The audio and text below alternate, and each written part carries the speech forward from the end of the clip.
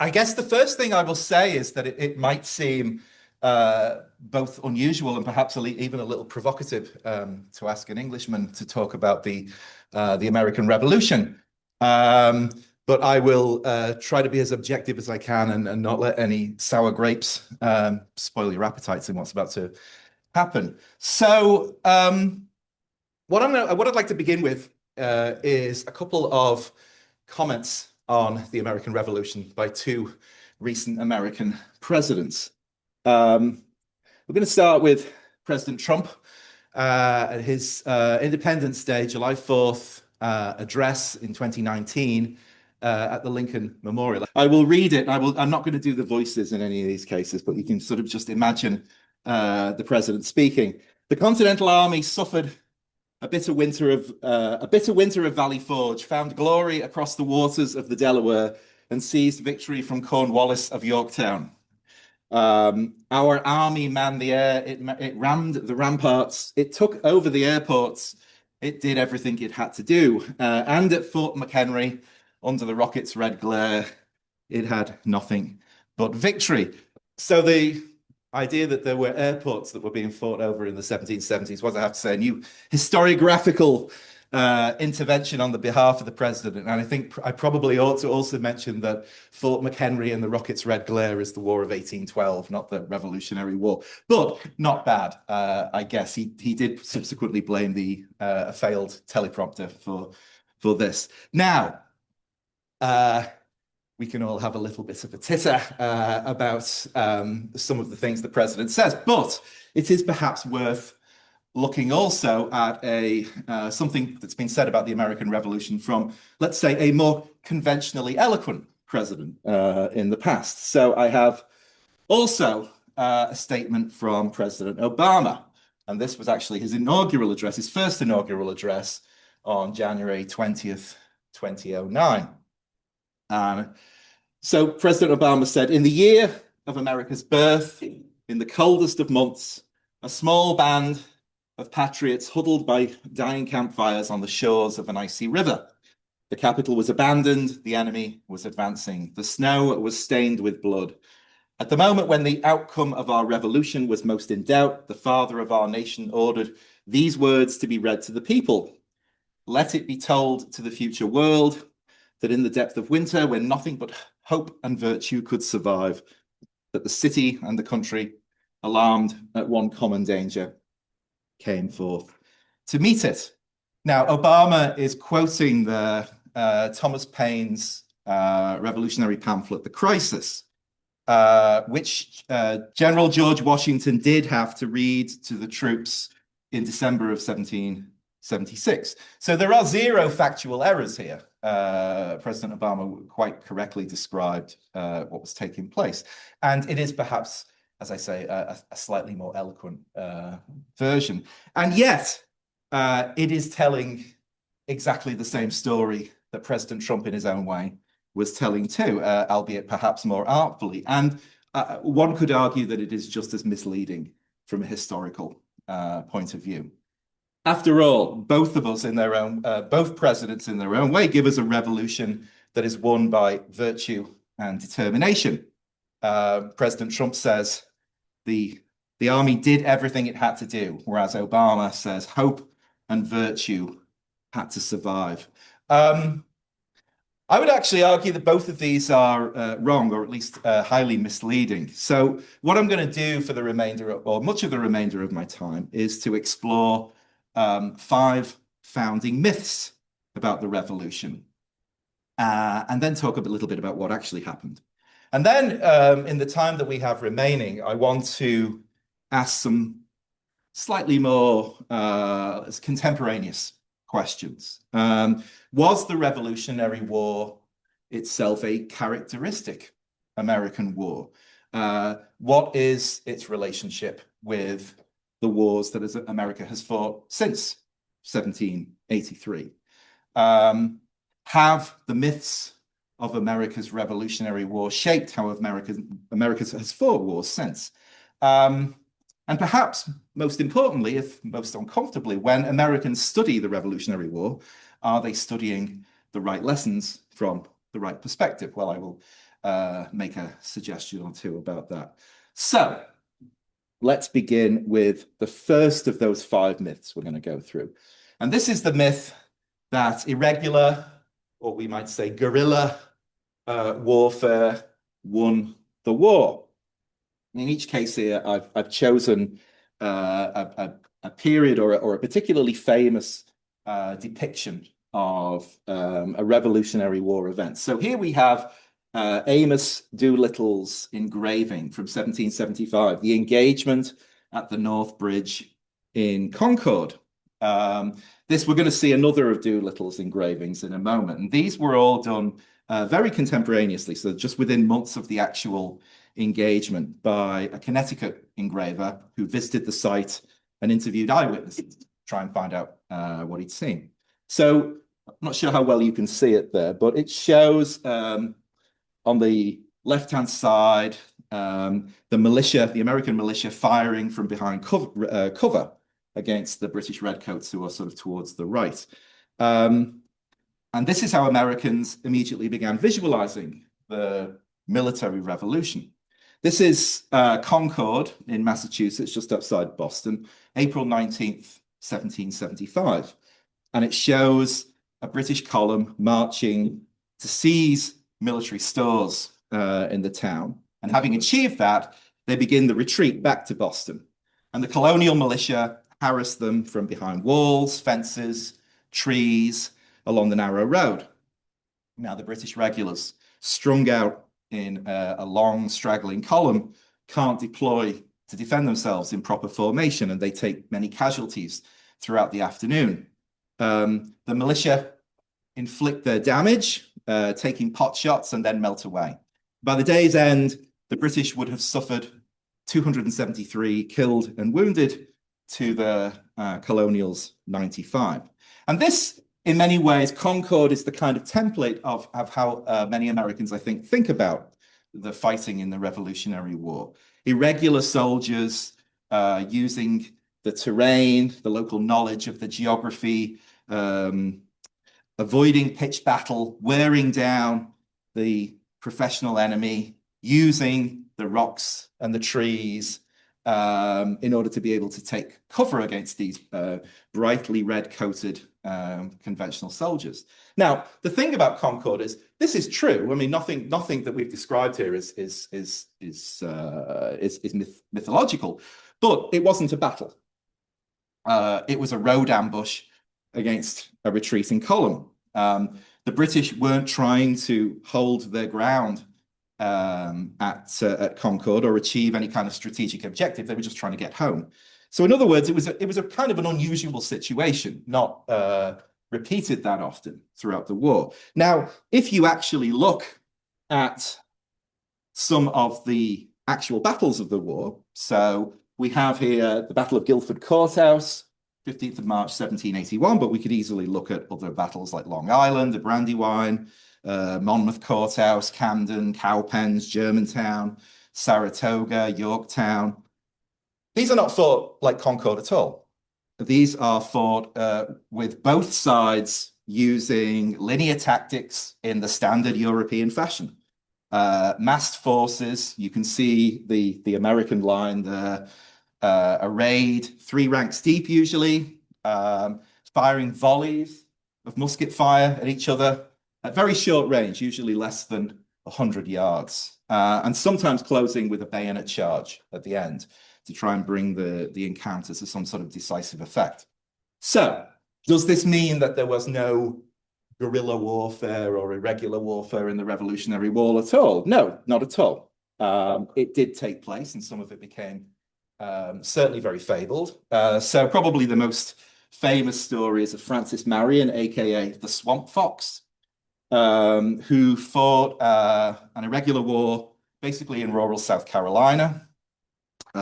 Frontier raids, harassment of enemy positions, gathering intelligence. The character that Mel Gibson plays, I'd say not particularly well in my view, in the movie the Patriot, is loosely based upon Francis Marion. Now, sometimes, on some occasions, irregular warfare like this could be significant, particularly in the South. But it tended to be ancillary to the main cause. In the main, the war is fought much more like this than it is fought like this. Now, that might seem not just strange, but downright insane to modernize. There is something particularly hard to understand about 18th century linear tactics. Why would you dress your soldiers all in these brilliantly red, or for that matter, blue uniforms and have them stand rigidly in line, offering perfect targets to the enemy? It looks like stupidity. But it isn't. It is sensible 18th century doctrine based upon the weapons that are available at the time. So all of these guys, if I go back to Guildford Courthouse here, and you can see the American soldiers armed with smoothbore muskets. Now, the smoothbore like this is the king of the battlefield in the 1770s. That's not because it's a particularly accurate weapon. It isn't. You probably has an effective range of no more than 80 to 100 yards or so. But because of its rate of fire, it's not very accurate, but you can reload it and fire it very, very quickly. If you're well trained, you can probably get off about 4 rounds a minute. And a well-drilled company could keep up a volley fire like that over and over again. So the soldiers don't aim at a single target. It's a waste of time. Sometimes they don't even raise, and they're told not to raise their muskets to eye level. They fire instead from chest height as well. They fire in unison. They fire volleys together. Volume of fire, constantly coordinated, is both practically more effective and psychologically much more effective too, to have these sudden bursts, barrages of fire. Now, in order to be able to do this, you need tight formations packed together in open terrain. The officers need to be able to see their men. They need to be able to control them, order them, and maneuver them around. You can't do that where everybody's hiding under rocks and hiding behind trees. The bright uniforms, we have a slightly raggedy assortment of uniforms here, but you can see that some of the soldiers are wearing the blue Continental style uniform, which became much more regular as the war went on. These are supplied by the French, incidentally. The British, of course, famously wore their red coats. Why do they do this? Because you have to be able to know who is who on the battlefield. Once you've fired a few volleys with smoothbore muskets, the whole battlefield is absolutely covered in smoke. It becomes extremely difficult to see beyond a few yards. You need to know who your friends are and who your enemies are. Distinctive uniforms aren't vanity. They are highly functional at the time. A very small comment about rifles, because again, I think a little bit a part of the kind of the Concord myth is the idea of the frontiersman with his Kentucky rifle taking pot shots with great accuracy. Yes, rifles existed. A rifle is technically different from a musket in the sense that a musket, you look down the barrel of a musket, it's completely smooth, whereas a rifle, as per the name, has its rifling effect. It has this set of concentric curves inside the barrel, which allows the projectile to spin on its own axis, and it goes much more straighter and further. So they're more accurate. This isn't a brand new technology in the 18th century, but rifles have been around since the 1600s. The problem with rifles are that they're very useful for like shooting a deer because you need high accuracy, but you only get one shot. Rifles are extremely slow to reload. It takes about a minute to reload an 18th century rifle. That's completely useless on a battlefield like this because you get your one shot and then the enemy have come in with their bayonets. By that point, they've crossed the fire. This is what Baron von Steuben understood when he's a Prussian drill master and he is brought in to train the Continental Army at Valley Forge in February 1778. He drills the American soldiers relentlessly in rapid loading and firing in order to be able to fight on the battlefield like this. He wants them to be European professionals. He doesn't want them to be frontiersmen. They're finally able to do this for the first time in a very effective way at a battle at Monmouth Courthouse in New Jersey in June of 1778. They hold their own against the British regulars for the first time. And this is actually a major accomplishment. In fact, you could argue it is the essential achievement of the revolution in military terms, is to maintain an army in being that is capable of fighting these pitched linear battles like this. It's probably General Washington's single greatest success. Now, you can understand about why this might work tactically in terms of winning a battle. Why does it work strategically? Why do you have to have an army that is capable of being able to fight battles like this? Because the Continental Army in being prevents the British from dispersing their forces across the colonies in order to control them, in order to suppress any kind of Patriot activity. They always have to concentrate their own army in New York or Philadelphia or wherever it happens to be, because there is the constant threat of Washington's Continentals moving out and fighting a pitched battle. If the Continental Army had been incapable of doing this, the British could have methodically destroyed whatever Patriot activity existed throughout the different colonies. Now, most of the time, the Americans don't win these battles, sorry to say, but they lose most of them. The ones that they win are comparatively rare. That actually doesn't matter very much in terms of winning the war. What you need to be able to do is to at least get on the field and fight a battle. And even if you lose, then withdraw in good order and get away without your own side being defeated. All you need to do is to be able to win one occasionally in the right circumstances, especially if it has some kind of strategic significance. And this is where Saratoga comes in. So Saratoga, October 7th, 1777, is one of the first occasions where Continental forces fight a pitched battle against a British expeditionary force coming down from Canada. And they not only defeat it, but they actually force it to surrender. About 5,000 British and German mercenary troops have to lay down their arms at Saratoga. This is not only important in its own right, that it's a defeat for the British, but it also convinces the French, who we'll have more to say about in a few minutes, that the Americans are a cause worth backing, because they can actually fight a battle like this and actually succeed. The French had been watching very carefully, with great interest, to find out if the Americans could pull something off like this. And they do it in Saratoga on the Hudson. That tips their decision about whether to enter the war. The French alliance follows shortly after in 1778. The myth of the irregular, the Concord myth, the Swamp Fox myths are romantic and inspiring.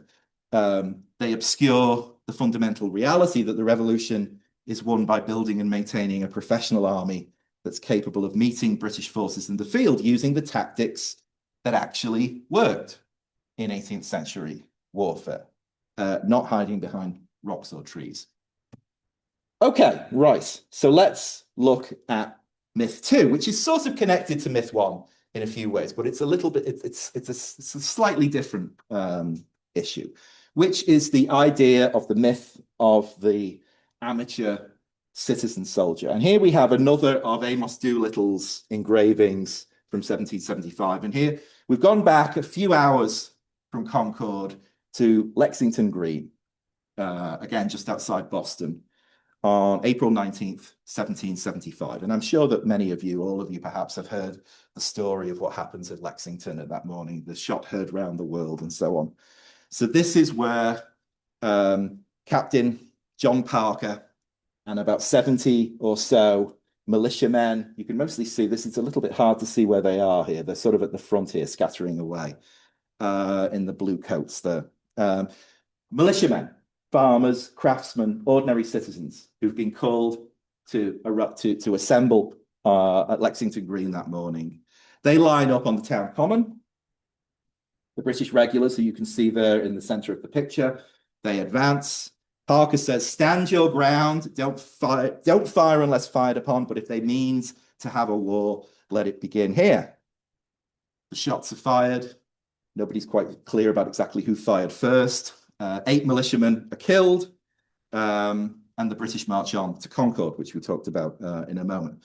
But what's established here is the myth of the Minuteman, the citizen soldier, not a professional soldier, not a long service soldier, but the ordinary citizen who is called up to stand against professional tyranny.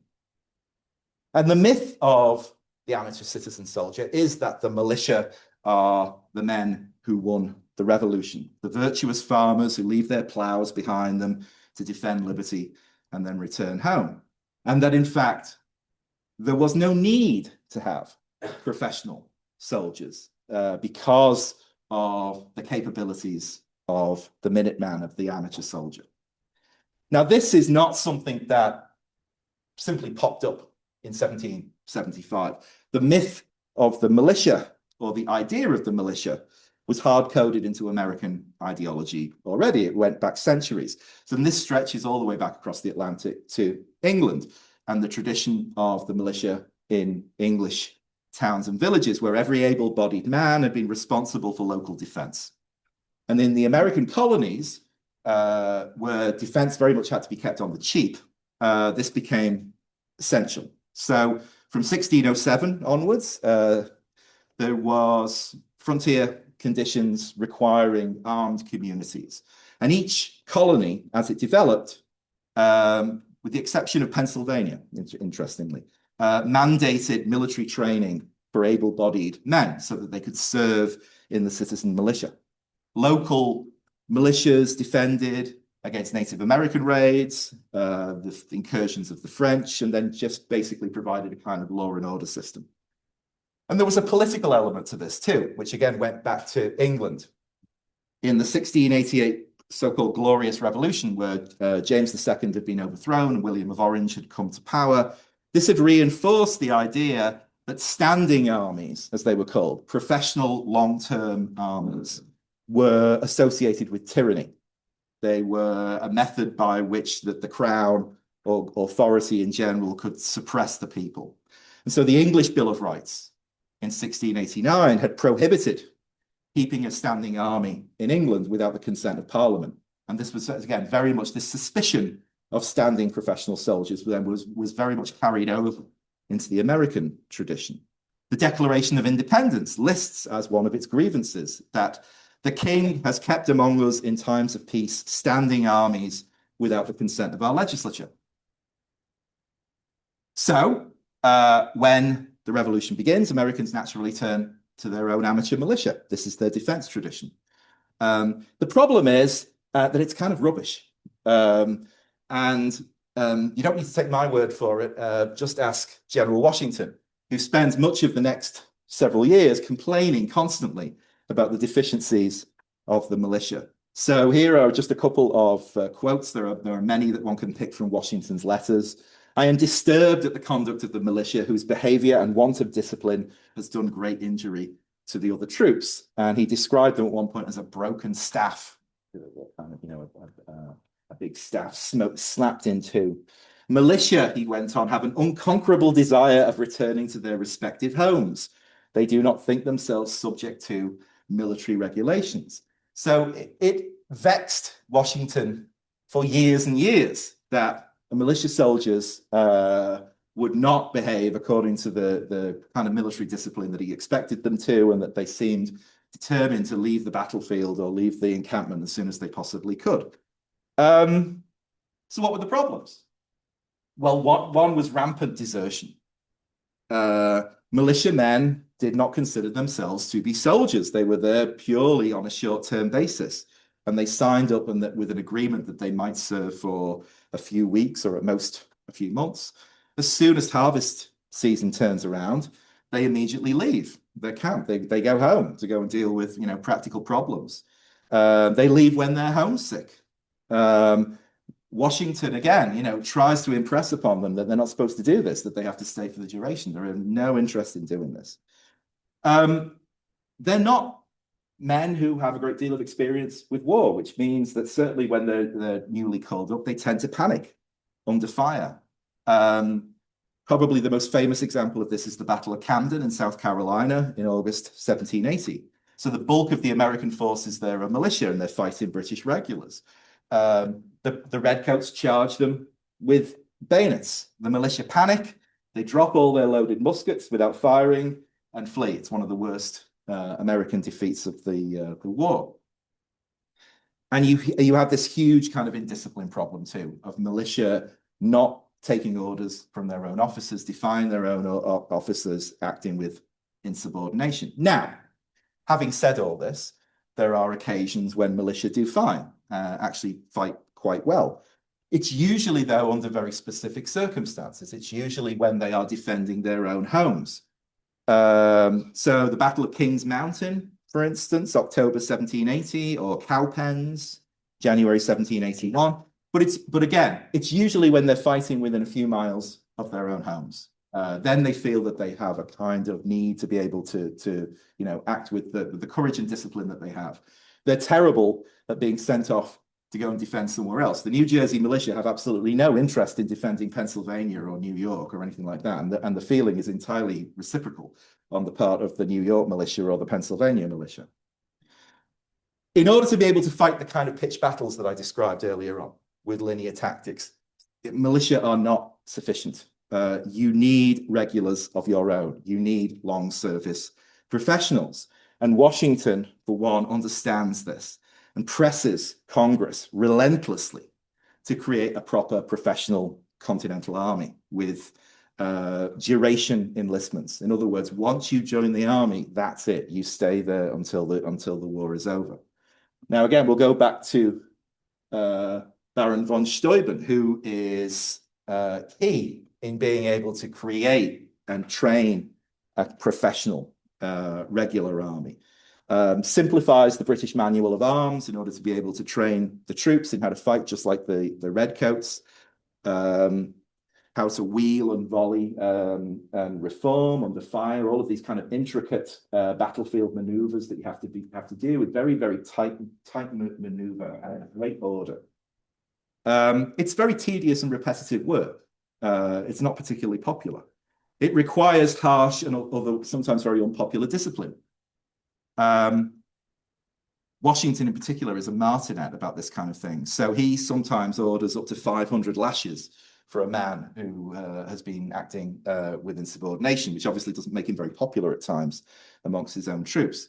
Court-martials of soldiers are frequent. Men are sometimes executed for desertion. This isn't cruelty, this is necessity. You can't maintain battlefield cohesion without iron discipline. It also requires better pay. And this is also one of the great problems that Washington has throughout the war, is getting Congress to actually provide the soldiers with sufficient pay. It nearly destroys the army on numerous occasions where there are mass mutinies because of lack of pay. But again, Washington's great achievement is being able to build and maintain an army of professional regulars that can go toe-to-toe with the British, which eventually he does, at least on enough occasions to make it worthwhile anyway. Now, the contradiction between the revolutionary ideology of the militiaman and military necessity is never really resolved. Americans continue to fear standing armies after 1783. It is hugely controversial in the years immediately after the peace about whether there should be a US army at all, or whether they should continue to rely on the militia as they have done.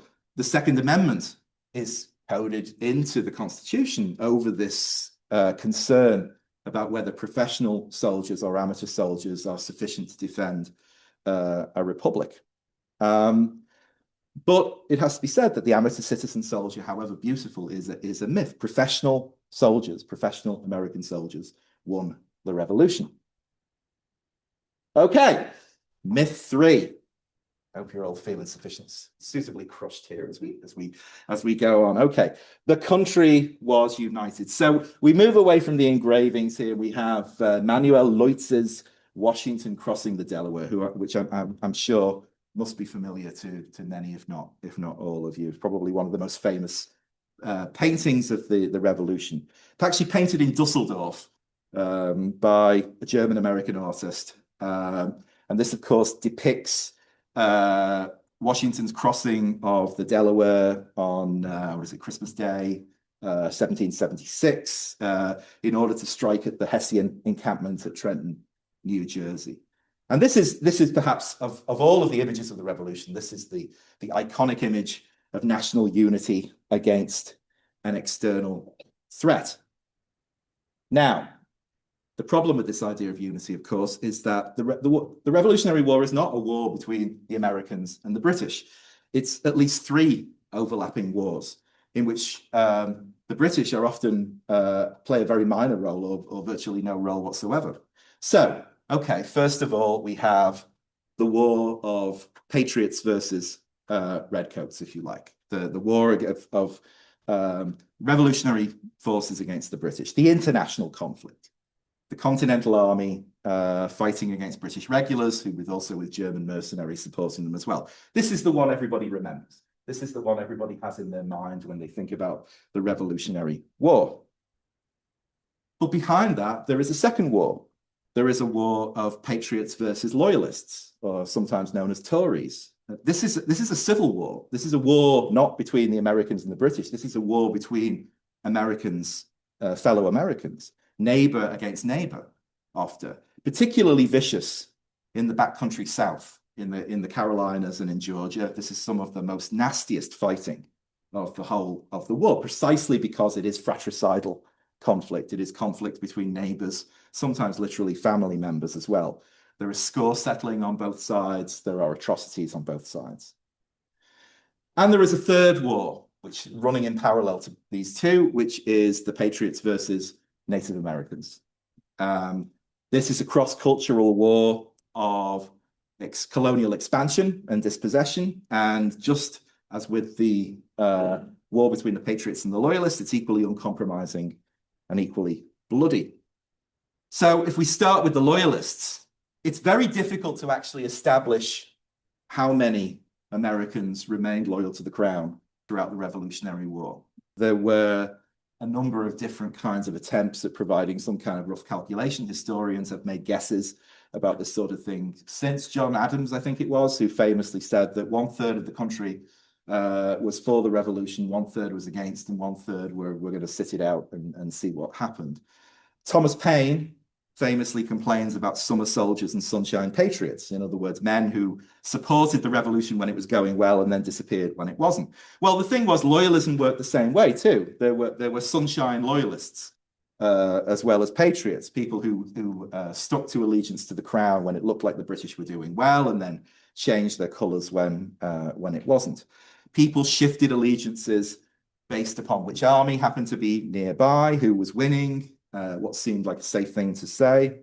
The rough estimate today, though, at least the numbers that I have seen, are that probably something like 1 in 5 Americans was loyalist during the Revolutionary War. And probably about 4 in 10, about 40%, couldn't really be described as either loyalist or patriot. In other words, they were basically undecided about all of this, and we're going to sit it out and see what happens. That means that at most, you can talk about an America in which about 4 in 10, about 40%, less than half of people are actually for the revolution in a definite sense. The colonies are deeply divided, and the British raise loyalist regiments during the war. There are tens of thousands of Americans who fight not for the revolution, but for the crown. The image here is of a group called Butler's Rangers, who were raised in this area, actually, in basically in sort of western central New York, to fight as light infantry. The idea of Rangers went back quite a long way. The Rangers had also fought against the French in the French and Indian Wars in the 1750s and 60s, and they are, somewhat ironically, the ancestors of today's US Army Rangers. So they are an important fight, particularly on the frontiers, and it's Americans fighting Americans. The British also promised freedom to enslaved people who join their side. There's a famous proclamation by a guy called Lord Dunmore, 1775, in Virginia, who brings thousands of formerly enslaved Black loyalists into the British sides to be equipped to fight against the Patriot forces. Among them is Henry Washington, who had escaped from George Washington's plantation, Mount Vernon, in 1776, joins what is called Lord Dunmore's Ethiopian Regiment, a regiment of Black Loyalist soldiers. At the end of the war, when the evacuation of Loyalists takes place, about 3,000 Black Loyalist troops are evacuated to Nova Scotia, which becomes, for a short time anyway, the largest free Black community outside of Africa in the world. And again, the Loyalist War is a savage war. The backcountry explodes in the South in 1780, in Georgia and the Carolinas. There are hangings, there are burnings, families are torn apart. The revolution splits communities, splits families. Benjamin Franklin's son, William, famously departs from his father. He remains a loyalist. They never reconcile. They never are able to overcome their political differences. Now, Native Americans. Something like 250,000 Native Americans live east of the Mississippi in 1775, in approximately or so 80 nations. So that's roughly about 1 in 10 Americans in the 1770s. And we can think, of course, as the Iroquois or the Haudenosaunee locally, the Confederacy in New York. There's the Cherokee in the South, the Shawnee and the Delaware in the Ohio country. Now, Native Americans mostly, there are a few exceptions, but mostly side with the British during the Revolutionary War, not particularly because they have any special love for George III, but they do surmise, reasonably enough, that the chances of having their land expropriated under the British is less than it will be under a new free American republic. For Native Americans, the revolution is a catastrophe. It is a war of survival against expansion, which of course they lose. And let me give you one particular example of this, which has some local resonance. The Sullivan expedition to West Central New York in 1779. This is a chapter of the Revolutionary War, which very rarely features in any of the kind of the iconic accounts of what happened. It's really only known to either to people of the region or scholars of Native American studies. And yet it is an American Civil War that's fought in miniature across West Central New York. So, of course, we today are in Onondaga territory, part of the Iroquois or Haudenosaunee Confederacy. In the summer of 1779, George Washington sends General John Sullivan with 4,000 colonial troops, regulars, incidentally, professional American troops, north from Pennsylvania to attack the Iroquois towns across upstate New York, including in particular the Cayuga and the Seneca villages in the Finger Lake region, because they had been previously raiding American Patriot settlements in east of the Hudson and in Pennsylvania. Now, the Iroquois fight back, and they don't fight alone. They are allied with Loyalist Rangers, Butler's Rangers, who I mentioned previously, and they're based over in Fort Niagara, which is a British fort on the coast of Lake Ontario.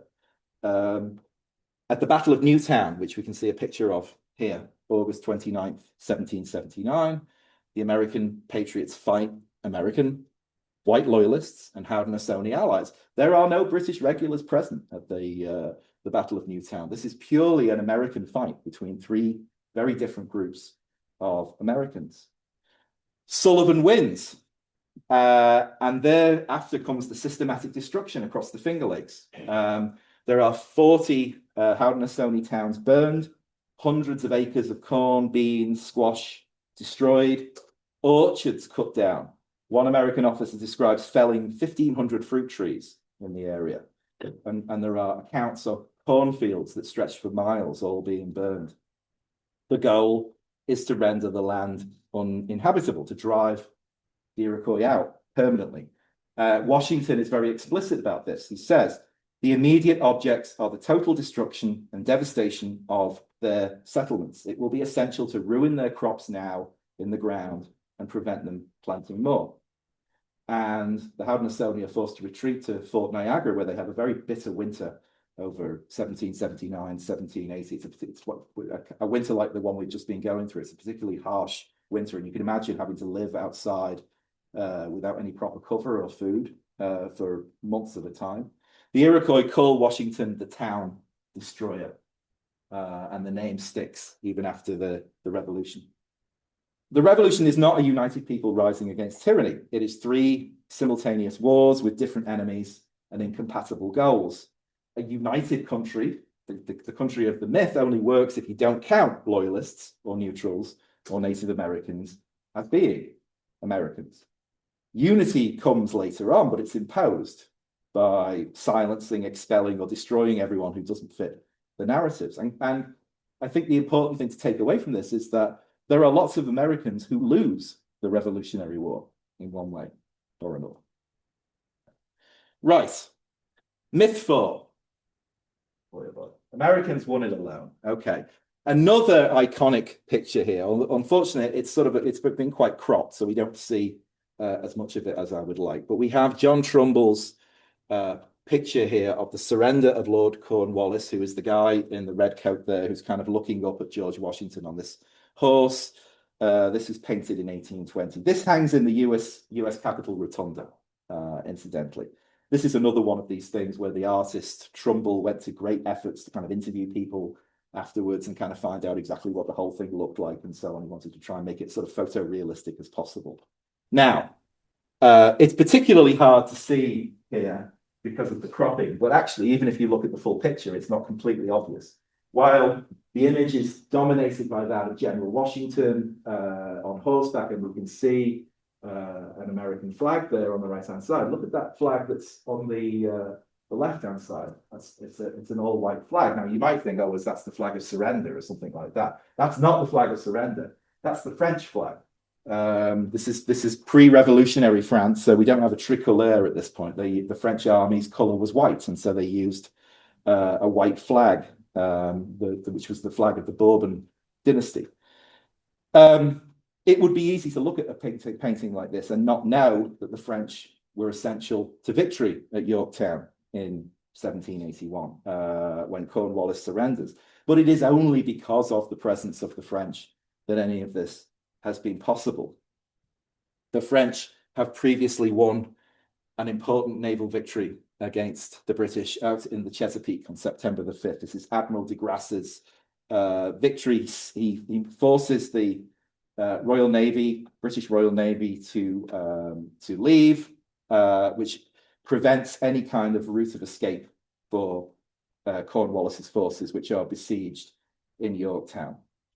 And in Yorktown, there is a French army of about 8,000 men, which is about the same size as the American forces that are there, under a general called Rochambeau, who are responsible for actually defeating the British. It is French siege artillery that actually does most of the work of breaking down the fortifications to allow the Patriots in to the citadel. It's French engineers who direct the siege works that actually make the siege possible.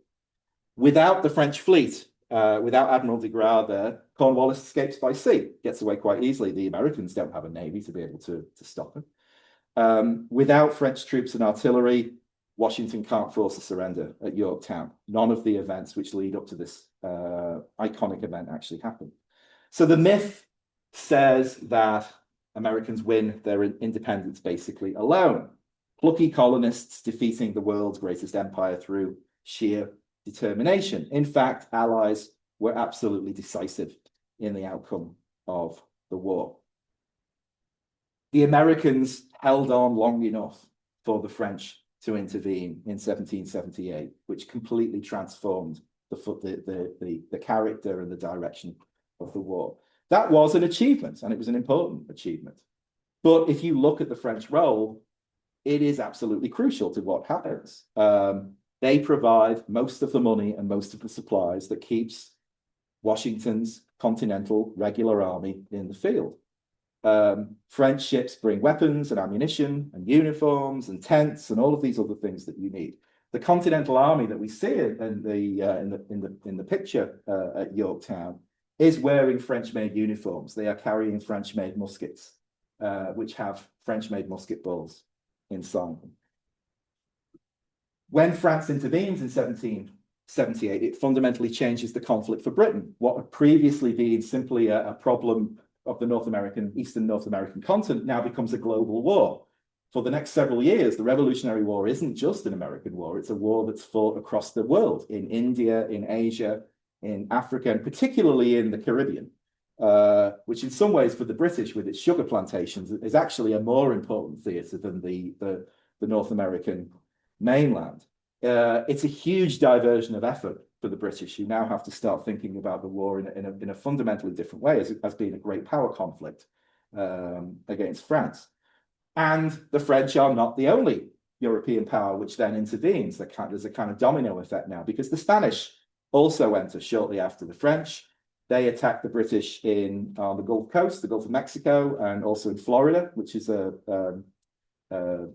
British possession at the time, tying down more British resources. The Dutch enter the war in 1780, which adds a further problem, because the Dutch have a powerful navy and also Caribbean possessions.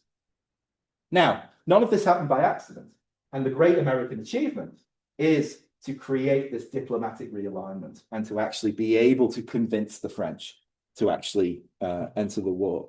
And here we have to look, of course, to Benjamin Franklin and John Adams, who led the diplomatic mission to the court of Versailles once the war broke out. This was not easy. In 1776 and 1777, American prospects looked very grim. The diplomacy that Franklin and Adams had to use required real patience and skill. And Franklin cultivated French public opinion extremely cleverly, being able to sort of draw on his international reputation as being the sort of great man of science and scholarship and so on.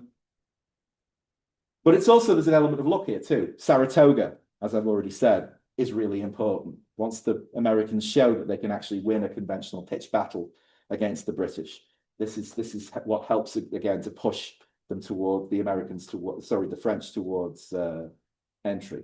Maintaining the alliance is not easy. This isn't something that they can just take for granted, even after the French have entered.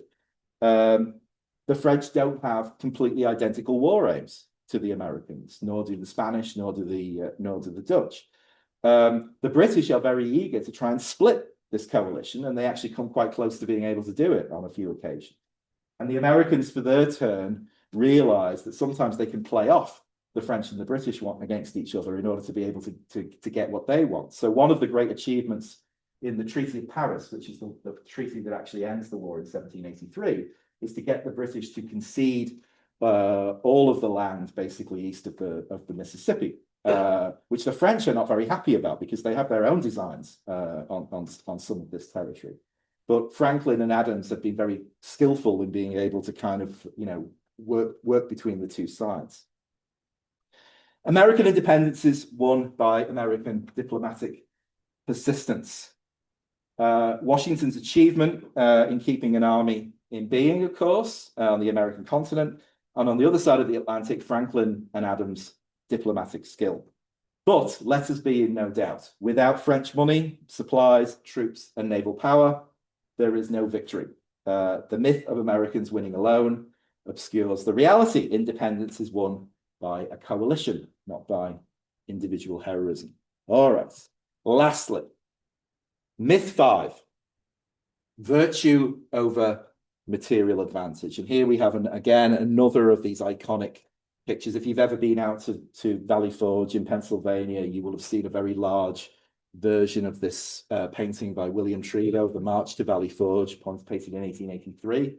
And of course, this shows barefoot soldiers trudging through the snow, leaving bloody footprints. This is very much not just how Americans remember the cavalry at Valley Forge, but the revolution as a whole in lots of ways.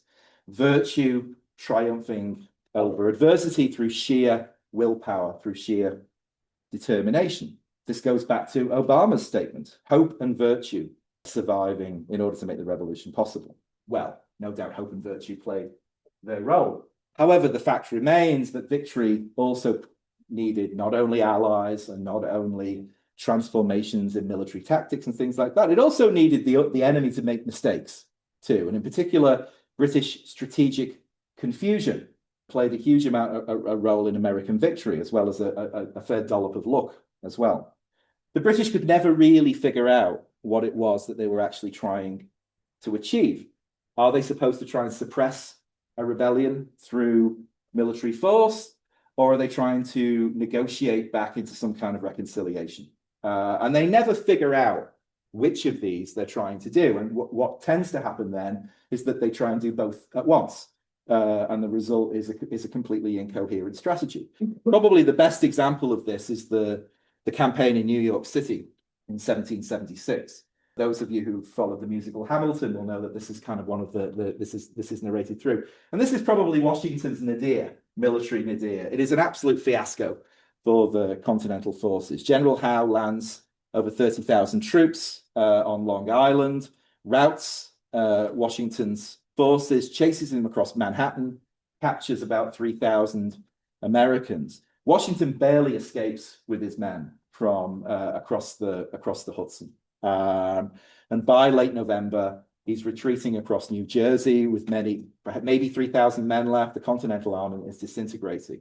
Now, General Howe, the victorious General Howe, could potentially have pressed his advantage at this point, tried to wipe out the Continental Army at once, but he does not do this. He pauses. Instead, he goes into winter quarters because he is as confused about the strategy as everybody else. He's a military commander, but he's also a peace commissioner. British policy is completely incoherent. It's punitive, but without resolution. They want to use force, but then they hesitate at the last minute. Are we going too far? Do we need instead to preserve the possibility of reconciliation? In other words, it's neither fish nor fowl. And this confusion helps to give Washington the breathing space he needs in 1776 to escape, cross the Delaware, and to regroup and rearm. And this pattern repeats throughout the entire war. British commanders hesitate, they offer terms, they pull punches, they fight a war while hoping not to alienate people. You can't do that. You've got to make a choice ultimately about whether you're going to use force or not use force. And British public opinion at home is equally divided. This is a terribly unpopular war back in Britain. William Pitt says in summer 1781 in the House of Parliament, "I am persuaded and I will affirm that it is a most accursed, wicked, barbarous, cruel, unnatural, unjust, and most diabolical war." In other words, he didn't like it. The war had never been without controversy in Britain. It had always been seen by a significant number of people as being a fundamentally not just a bad idea, but an unjust idea. And it's finally because of this unpopularity that Yorktown is the key to end it all. Prime Minister Lord North, when he hears the news of the surrender, is supposed to say, "Oh God, it is all over." Now, had the British wanted to continue fighting after Yorktown, there's nothing in principle that says that they couldn't have done it. You know, they still had armies, they still had navies, they could have carried on fighting. It's political will which finally collapses in 1781. It is just not worth doing this anymore. But it is worth thinking, and I'll only just very briefly say something about this. There are all kinds of contingent what-ifs that might have happened along the way that could have changed everything completely. You know, what if General Howe had been ruthless in 1776 after he'd routed Washington from New York? What if the French had decided in the end not to intervene? After all, French intervention was a total disaster for the French royal family. Remember, the reason that they have the revolution in 1789 is partly because of all the debt that they have accrued in the American Revolutionary War. And there are advisors to Louis XVI in 1778 telling him exactly this. This is a really bad idea, but they ended up doing it. What if the French Admiral de Grasse's fleet hadn't arrived at the Chesapeake in September 1781 and Cornwallis had been allowed to get away? What if British politics hadn't turned against the war? Or what if Washington, who's an absolute linchpin to so much of these things, had been killed in battle or had been captured, which quite possibly could have been on numerous occasions? The revolution could have failed at multiple points. It succeeded partly because the Americans faced an enemy with a confused strategy, and also because they were just lucky on an awful lot of occasions too. The myth says that virtue conquers all. The reality is that revolutions succeed partly when conditions favor them, and partly when fortune breaks their way. Let me very, very briefly then say a few concluding words about how the revolution relates to the longer American military story. In other words, we think about the events of 1775, 1783 with the benefit of 250 years of hindsight. The United States of America has fought many conflicts since then, many different wars. Was the revolution a characteristic American war? Did its events repeat themselves in some way in future American wars? Did it anticipate the kind of challenges that Americans would face in future wars? So the answer I'm going to give you is no, but also yes. And I'll try and explain what I mean by that. So if we think about what have been characteristic American wars since 1783, I think you can probably think about them in three sort of dollops, and they're roughly chronological. First of all, we can think about territorial expansion, wars of conquest. The War of 1812, which was in part an attempted, a failed but attempted war of conquest of Canada. The Mexican War, of course, which ended up seizing huge amounts of what's today southwestern United States. The Native American Wars, the so-called Indian Wars, which appropriated the rest of the country. The Spanish-American War, which led to the capture of, amongst other things, Puerto Rico and the Philippines. These are wars of conquest against weaker opponents about expanding the frontier. This is not the same thing as the Revolutionary War. There are the Steam Age wars of industrial mass mobilization. The first of these is the Civil War, 1861 to 65, which is about suppressing a rebellion. The others, of course, are the two world wars, World War I and World War II. And again, these are about global power conflicts across the world. Don't really look very much like the American Revolution. Since 1945, America has mostly fought what Rudyard Kipling once called the savage wars of peace, limited interventions on the imperial fringe, with America now as the global superpower. So if you think about Korea, Vietnam, Desert Storm, Iraq, Afghanistan, and there are lots of smaller conflicts as well. Most of these, not all of them, but most of these have been asymmetric wars, wars in which the two sides look very different to one another, to suppress an armed uprising.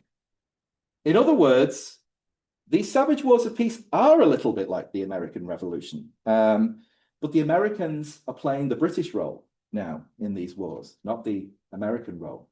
They are the ones with the superior firepower, at least at the beginning, but from a distance, trying to impose control on a restive population. And just as the British lost the Revolutionary War, so the Americans have mostly lost their own insurgent wars since 1945. This has been the great frustration for Americans. It seems as though paradoxically, just however powerful they might be, they can't win a war anymore. Look at Afghanistan, look at Vietnam, and so on. So my closing kind of thought for today is, one of the things that Americans might find most fruitful about studying the Revolutionary War is not so much to think about why they won, but why the other side lost. Why did the British lose the Revolutionary War?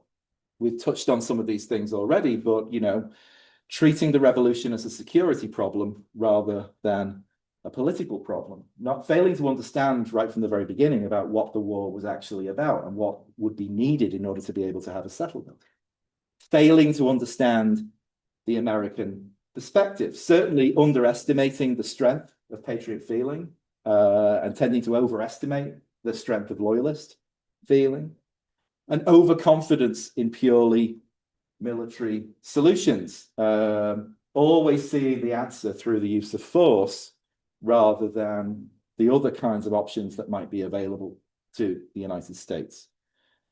Seeking tactical answers rather than strategic clarity.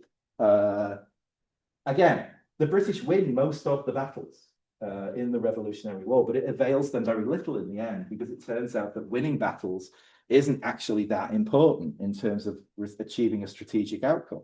Just as the Americans win most of the battles of the Vietnam War. Most of the time when they engage North Vietnamese or Viet Cong forces during the war, they rout them. The problem is that that's not really what the war is about. And it's a failure to understand that, which ultimately leads to American defeat. And disregarding foreign opinion and ending up isolated. It probably doesn't need too much spelling out to suggest that in 2025, the United States has been not just perhaps taking advantage of some of its old alliances, but actively, it seems, trying to destroy them at times, leaving itself potentially in a situation as the British were in 1778. They were isolated in Europe and having to fight all comers. So, the 5 myths I outlined at the start: the myth of guerrilla warfare, citizen soldiers, national unity, self-reliance, virtue over luck, all tell Americans a comforting story about why they won the Revolutionary War. They obscure the harder lessons about why Britain lost, which may indeed be more pertinent to the America of 2026. The Revolution's lesson is you cannot solve political problems with military force. Britain tried and lost. Americans have tried repeatedly since 1945 and also failed. The British learned this the hard way in 1783. The Americans, it seems, keep having to relearn it. All right, thank you very much.